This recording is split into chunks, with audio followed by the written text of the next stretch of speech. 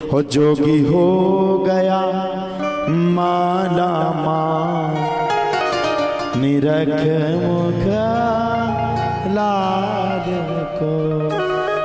इधर नारद मुनि गए और भोले बाबा के कानों को भर दिया।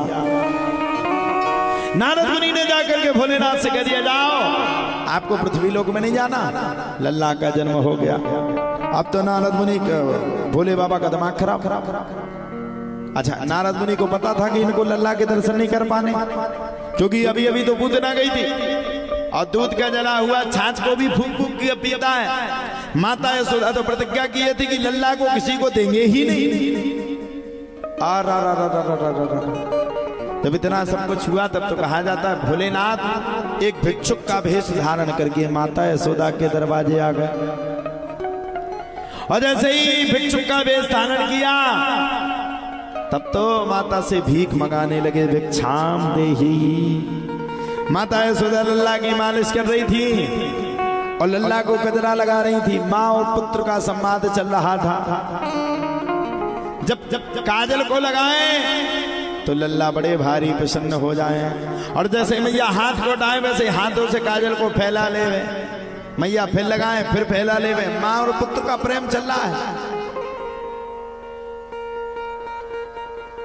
भोलेनाथ बाहर से लल्ला को याद कर रहे हैं, बाहर से लल्ला को बुला रहे हैं। मैया भिक्षाम देही। नारद मुनि ऊपर खड़े थे, पूछा कछु गड़बड़ तो ना है? और तुम जब जब किसी को बुलाते हो कछु ना कछु गड़बड़ है जाती है। नारद मुनि बोले, आपको सच्ची गली दिखाओ तो आपको झूठी गली दिखती है, अब आपको जो दिखे वो करो। नारद मुनि सरक गए।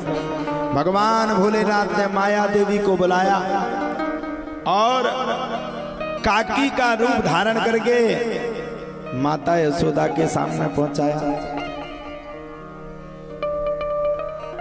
माता यशोदा चिल्ला करके बोली, काकी चिल्ला करके बोली, अरे यशोदा क्या कर रही है? माता यशोदा ने देखा, काकी क्या बताऊं, लल्ला आज मान ही नहीं रहा है। इसको काजल लगाती हूं तो ये पूरे काजल को ढाता है और पूरे काजल को बर्बाद कर देता है।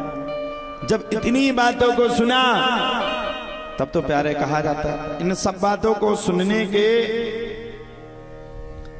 तत्पश्चात ही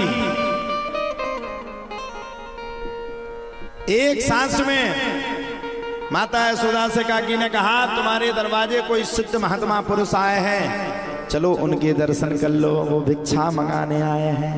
अब वो तो थे भोले बाबा। पहुंच गए माता यशोदा, बढ़िया हीरा मोती जवाहरात सब लेकर के पहुंच गए। अब भोलेनाथ को क्या करना, हीरा का मोती का जवाहरात का। वे तो रहते हैं कैलाश पर्वत पर, खाते हैं भांग का गोला और करते हैं भगवान का भजन। माता ने हाथ में से उठाया, हीरा मोती और देने लगी। जब माता देने लगी तब भोलेनाथ ने कहा, ना चाहिए तेरे हीरा मोती, ना सोने को हार, दिखा दे मुख लाल को। हरी मैया दिखा दे मुख लाल को। जब इतनी बातों को सुना तो प्यारे कहा जाता है, इतनी बातों को सुनने के तत्पश्चात ही मैया बोली, ना ना ना ना ना ना, लल्ला के तो एक मिनट भी दर्शन नहीं करवाऊंगी।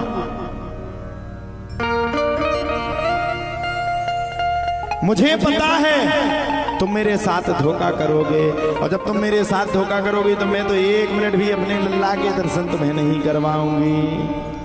और क्या पता तुम बाबा हो कि कोई माया रूपी होकर के आ गए हो, लल्ला को उठाने के चक्कर में तो नहीं आए। बोले बाबा ने देखा नारद की तरह, क्यों कोई घटना घट गई? नारद ने कहा, अभी अभी पूतना आई थी। बोले बाबा को खूब क्रोध आया। माया से कहा तो काकी ने कहा तो माता यशोदा ने उल्टा जवाब दे दिया। तुम्हारा क्या ठिकाना, तुम भी मुझसे झूठ बोल रही हो। क्या ठिकाना तुम काकी हो कि नहीं हो? माता यशोदा को इतना क्रोध आया, लल्ला को नहीं दिखाऊंगा। बाद में शर्त बनी, और जब बाद में शर्त तय हुई तो शर्त के तद अनुसार लल्ला को सिर्फ दूर से दिखाना था। माता यशोदा ले आई, लो देख लो, दूर से देखना, पास मत आना, पास आओगी तो लल्ला को लेकर के भाग जाएंगे। आहा हा, इतनी बातों को सुना तो भोलेनाथ ने देखा भगवान के पग बड़े सुंदर हैं, और भगवान के पगों को देख करके भोलेनाथ भी अत्यंत प्रसन्न हो गए। जब भोलेनाथ भी अत्यंत बड़े भारी प्रसन्न हुए, तब तो भोलेनाथ के प्रसन्न होने के तत्पश्चात ही एक सांस में भोलेनाथ तन से नहीं पहुंच पाए तो मन से लल्ला के दर्शन कर लिए। आप तो माता यशोदा ने कहा, अरे बाबा लौट के जाते हो तो जो हीरा मोती जवाहरात हैं कम से कम इनको तो ले जाओ। भोलेनाथ ने मना कर दिया, ना चाहिए तेरे हीरा मोती, ना सोने को हार। और सुन, हीरा मोती कहां से मिल गए? निरख मुख लाल को हरि मैया, निरख मुख लाल को। लल्ला के दर्शन करके माता यशोदा चल पड़ी, और जब लल्ला के दर्शन करके भोलेनाथ चल पड़े।